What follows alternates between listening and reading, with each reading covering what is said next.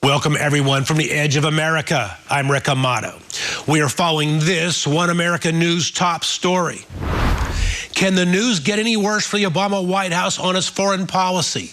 The U.S. Senate voted overwhelmingly on Thursday to pass a bill giving Congress the right to review and potentially reject any nuclear agreement which the Obama White House cuts with Iran.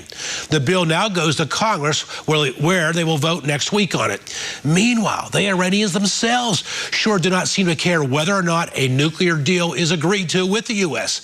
An Iranian military general told its state-run media that his country welcomes war with the United States and that we have prepared ourselves for the most dangerous scenarios and this is no big deal, end quote. Joining me at this time is the founder of the Israel Group, Barry Nussbaum. Barry, welcome to the show. Thanks, Rick. It feels like we're living in a twilight zone. I mean, here we have a president saying that this is something that is good for the world, good for America. They're a good negotiating partner that can be trusted, yet we have these stories coming out. What is your take on these two stories? You know, what's really interesting is the United States is finally hearing the same sort of bizarre daily threats out of Iran that Israel's been hearing for decades. They're threatening war against Israel for years and nobody listened. Now it's war against the United States, and it's curious as to how the White House is going to react to this. They're our negotiating partner. They're telling us we can be trusted, and yet we're threatening war on the United States. It's a bizarre tactic. I like the choice of words, bizarre, because it truly is bizarre. Like I said, a twilight zone. You point out, Israel's been living with this for decades. All of a sudden, the U.S. is now hearing it. The White House is silent. It almost seems to me, Barry, and I'll get your take on this, that we now know that they're less than 90 days away, they being Iran, from being able to enrich uranium. It almost seems to me as if they're saying, we don't care if you do a deal with us or not. We're pretty much, we're down that road, and we're gonna get to where we want to be. What's your reaction to that? It almost is if they're going to push and push and push to the last day, in the hopes that Kerry will continue capitulating. If you think about how far the negotiations have moved away from what was originally promised, Rick, the deal that Iran stands to sign, supposedly, is a completely different deal than just a few months ago. And maybe the more they threaten the United States, the more the United States backs up. How is this being interpreted in Israel? I think the Israelis almost have that I told you so attitude, in that now the United States is in the same boat. You've got the negotiating partner of Secretary Kerry threatening war on the United States, not unlike what Israel has heard.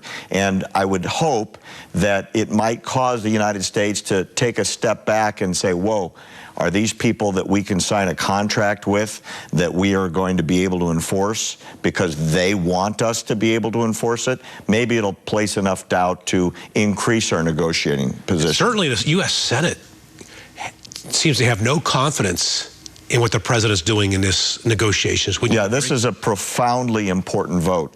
It was 98 to 1. The one no vote was actually a no vote from a Republican who wanted stronger legislation. He wasn't not in favor of being able to oversight what the president's going to produce. So you had unanimity coming out of the U.S. Senate saying, we don't want to be out of this process. We demand to be involved. And the spin from the White House is, it was supported by the White House and the president's going to sign it, where just a few weeks ago the president was saying whatever comes out of the Senate on an oversight will be immediately vetoed. Obviously, when it came out of committee 2 weeks ago at 19-0, bipartisan support, the president changed his mind. It's incredible. As you know, as we all know, our viewers are aware, we live in hyper-polarized times here in America, speaking of politics, and to see a 98 to 1 vote, as you say, it may as well have been 99-0 because the one vote wanted stronger sanctions. The president he's done it again. He's done this in the past. He's done what very few people can do in these times. He's brought both parties together. Not the way he intended, I'm sure. Not the way he intended to do it. Now, it's been well accepted, an accepted fact that should Iran receive nuclear weapons, should they launch their first ever nuclear weapon, I should say, the first target would be Israel. They've promised it for decades. Now that we see that the international community is trying to get something done here, does Netanyahu believe that perhaps this is something which could manage the nuclear threat, or does he see it upping the nuclear threat against Israel? You know, Netanyahu has said for years, Rick, that he doesn't want to manage a nuclear Iran. He wants to prevent a nuclear Iran.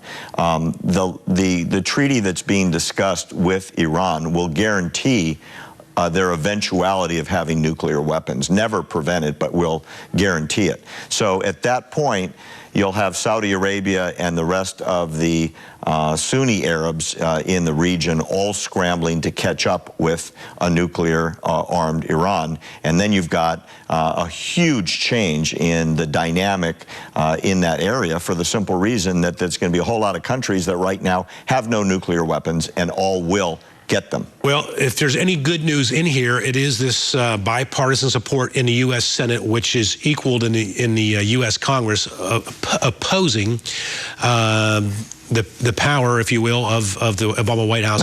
But keep in mind, the back channel discussions are that the president intends to bypass, if necessary, the sanctions relief that might be blocked by the Senate, should that come to pass, because there's also the EU sanctions and the United Nations sanctions. And if those sanctions come off and the United States sanctions stay on, it probably would be a moot point by that time. Right. All right.